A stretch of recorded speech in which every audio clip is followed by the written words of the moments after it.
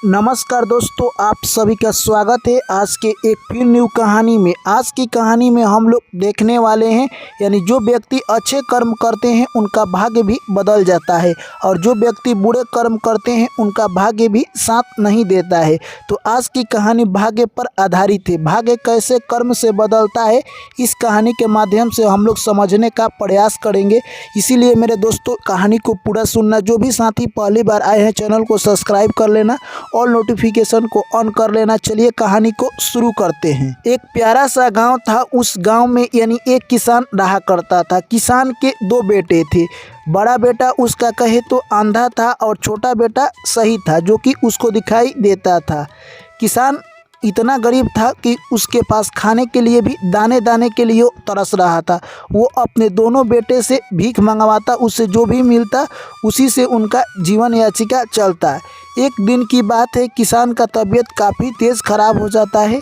तभी किसान अपने दोनों बेटों को बुलाता है और बोलता है छोटे बेटे से कि हे मेरे बेटे, तुम अपने बड़े भाई का ध्यान रखना क्योंकि अब मेरा कोई ठीक नहीं है।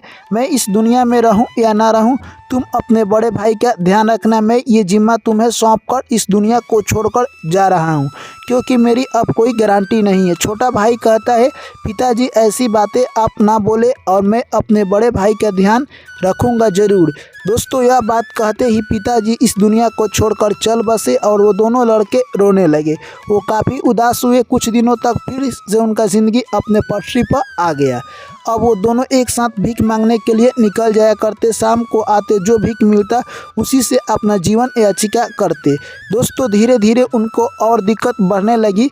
यानी छोटा भाई को बड़ा भाई बोझ लगने लगा और वो समझने लगा कि मैं अपने लिए तो अनाज इकट्ठा नहीं कर पाता हूं और अपने बड़े भैया के लिए अनाज कहां से लाऊंगा।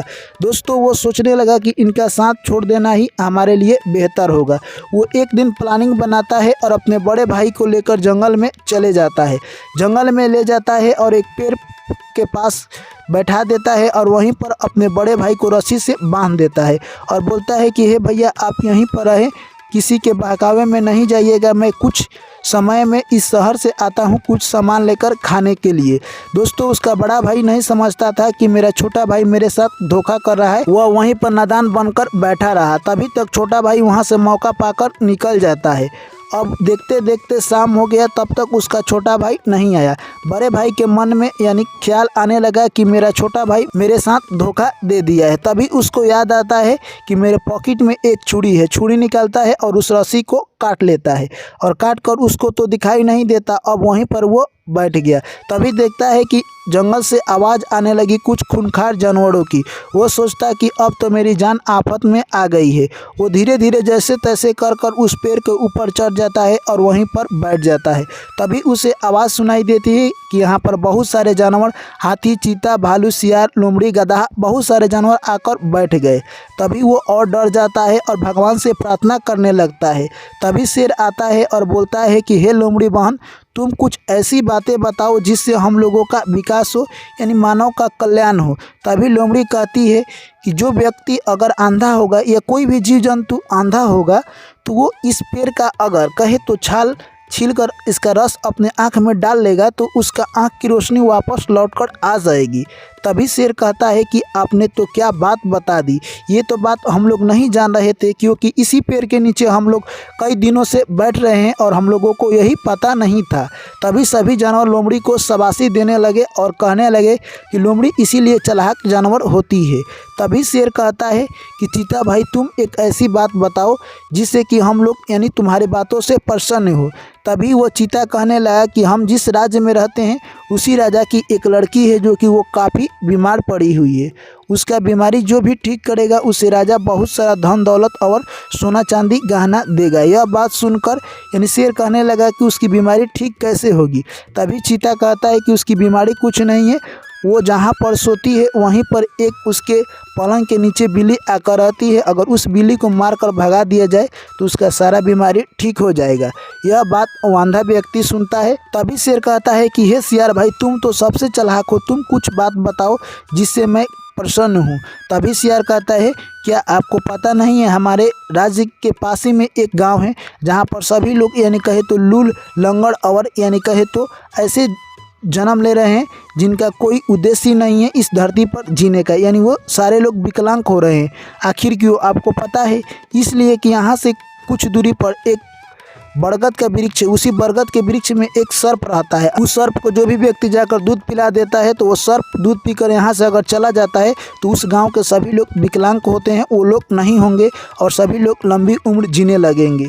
यह सब बात कहे तो दोस्तों अंधा व्यक्ति सुन लेता है और सबसे पहले उस पेड़ का छाल उसी गाछ पर बैठे हुए निकालता है और उसका रस आँखों में डाल लेता है। अब उसको दिखाई देने लगा और तभी धीरे धीरे सुबह हो जाती है। वहाँ से सभी जानवर यानी कहे तो अपने भोजन की तलाश में जंगल के चारों तरफ चले जाते हैं। अब वो व्यक्ति उतरता है और सबसे पहले उस गांव में जाता है जिस गांव में यानी सभी व्यक्ति लूल लंगड़ पैदा हुए हैं। उसी गांव में जाकर बोलता है कि क्या मैं तुम लोगों को ठीक कर दूंगा तो आप लोग मुझे क्या देंगे। सभी गांववासी बोलते हैं कि अगर आपने ऐसा किया तो आपके लिए हम लोग बहुत सारा धन दौलत सोना चांदी देंगे जितना कि आप सोच नहीं सकते हैं। वो व्यक्ति बोलने लगा कि जाइए आप लोग कल सुबह तक ठीक हो जाइएगा। वो रात होता है, मार्केट से दूध खरीदता है और सर्प को ले जाकर बरगद के पेड़ के नीचे रख देता है। सर्प निकलता है, दूध पीकर वहाँ से वो चला जाता है और जैसे ही सुबह होती है उस गांव के सभी लोग विकलांग थे वो ठीक हो गए और उनकी लंबी आयु हो गई। यह सब देखकर गांव के लोग काफ़ी खुश हुए और उसको बहुत सारा धन दौलत और सोना चांदी देकर वहाँ से विदाई कर दिए। अब वहाँ से वो सीधे यानी कहे तो राजा के दरबार में पहुँचता है और बोलता है कि क्या सभी मंत्री क्यों उदास बैठे हैं? क्या लग रहा है राजा पर कोई विपत्ति आई है या किसी राज से लड़ाई होने वाला है? तभी सभी मंत्री बोलते हैं कि राजा इस बात को लेकर परेशान नहीं है। राजा की बेटी कई दिनों से बीमार है और कई डॉक्टर से दिखाकर वो हार गए हैं, उनका बीमारी ठीक ही नहीं हो रहा है। तभी वह व्यक्ति बोलने लगा कि अगर मैं इस बीमारी को ठीक कर देता हूं तो राजा मुझे इसके बदले में क्या देंगे? जाओ तुम राजा से पूछकर आओ। जैसे ही राजा यह बात सुनते हैं बोलते हैं उस व्यक्ति को अतिशीघ्र इसी वक्त बुलाकर लाओ। यह व्यक्ति जाता है और बोलता है कि आप लोग इस कमरे से बाहर निकल जाइए, मैं कुछ देर में इसका इलाज कर देता हूँ। दोस्तों वो लड़का कवाड़ी बंद कर देता है, उसके अंदर जाता है और बिल्ली जो बैठकर छिप कर बैठी हुई थी उसे मारकर भगा देता है और उसके बाद उसकी लड़की ठीक हो जाती है। यह सब चमत्कार देखकर राजा अचंभित हो जाते हैं और बोलते हैं कि ऐसा लड़का हमारे लड़की के लिए बहुत ज़रूरी है। इसी लड़के से मैं अपनी लड़की का शादी करूंगा और बहुत सारा धन दौलत और सोना चांदी और उसके लिए बंगले देते हैं और अपने लड़की से शादी कर देते हैं। दोस्तों अब वो लड़का जो कि यानी अंधा था उसके इतना भाग्य खुल गया कि अब वो राजकुमारी से शादी कर लिया और उस राज एक नया राजकुमार बन गया। दोस्तों एक दिन की बात है, वो जब मार्केट जा रहा था तभी देखता है कि एक व्यक्ति उसके सामने आ गया। तभी बोलता है कि तुम्हें दिखाई नहीं देती है, हमारे घोड़े के सामने आ गए। राजकुमार कहता है कि तुम्हारा कोई और भाई था क्या? तभी बोलता है वो व्यक्ति कि मेरा एक अंधा भाई था, मैंने उसको यानी एक जंगल में छोड़ दिया था। तभी बोलता है राजकुमार कि तुमने उसे क्यों छोड़ दिया? तो वो व्यक्ति बोलने लगा मैं अपने लिए खाना नहीं जुटा पा रहा था, वो अंधा व्यक्ति के लिए मैं खाना कहाँ से लाऊं? तभी राजकुमार बोलता है कि मैं ही तुम्हारा भाई हूँ। तभी वो आदमी माफ़ी मांगने लगता है। तभी राजकुमार कहता है कि मैं तुम्हारे जैसा ये हरकत नहीं कर सकता हूं और छोटी बुद्धि वाला मैं नहीं हूं। अगर मैं चाहूं तो तुझे इसी वक्त जेल में डाल सकता हूं क्योंकि इस राज्य का मैं राजा हूं। तभी राजकुमार कहने लगा कि ऐसा मैं तुम्हारे साथ नहीं करूंगा, जाओ तुम आज़ाद हो और काम करो और अपनी ज़िंदगी ऐसे जियो। दोस्तों वहां से राजकुमार यानी अपनी पूरी कहानी बता देता है और अपने राज्य को लौट जाता है। अब उसका भाई सोचने लगा कि मेरा भाई का भाग्य इतना कैसे बदल गया, यानी उस पेड़ पर मुझे भी जाना चाहिए। दोस्तों वहां पर उस पेड़ पर जाकर ऊपर चढ़कर बैठ जाता है। जैसे ही रात होता है सभी जानवर आ जाते हैं। तभी यानी शेर कहता है कि हम लोग कल जो बात किए थे लग रहा है कोई इंसान सुन लिया है। तभी लोमड़ी कहती है कि एक व्यक्ति कल पेड़ पर चढ़कर बैठा हुआ था और वो हमारी बात सुनकर इन सारी बातों का फ़ायदा उठा लिया। तभी सियार कहता है कि आज भी हमें कोई बात करने से पहले इस पेड़ पर देख लेना चाहिए, क्या पता आज भी कोई हमारी बात सुन रहा हो। तभी दोस्तों यानी चीता की नज़र बहुत तेज़ होती है, वो देख लेता है, कहता है कि हमें पेड़ पर कोई दिखाई दे रहा है। तो जो जानवर पेड़ पर चढ़ने वाले थे उन्हीं को शेर बोलता है कि आप लोग चढ़कर उस व्यक्ति को नीचे उतारिए। कुछ जानवर चढ़ जाते हैं और उस व्यक्ति को नीचे ढा देते हैं और सभी जानवर मारकर उसे खा जाते हैं। तो तो दोस्तों इस कहानी से हमें यही सीख मिलती है कि अगर आपका कर्म अच्छा है तो आपका भाग्य भी साथ देगा। अगर आपका भाग्य तभी साथ देता है जब आपका कर्म अच्छा है। अगर आपका कर्म गलत है तो आपका भाग्य भी आपसे रूठ जाएगा, आपका साथ नहीं देगा और आप कहेंगे कि हमारा भाग्य रूठा हुआ है। भाग्य तो मेरे दोस्त कर्म का एक लकीर है, कर्म जैसा कीजिएगा वैसा ही भाग्य बनेगा। तो चलिए दोस्तों, इस कहानी के बारे में आप अपनी राय लिखकर ज़रूर बताएं।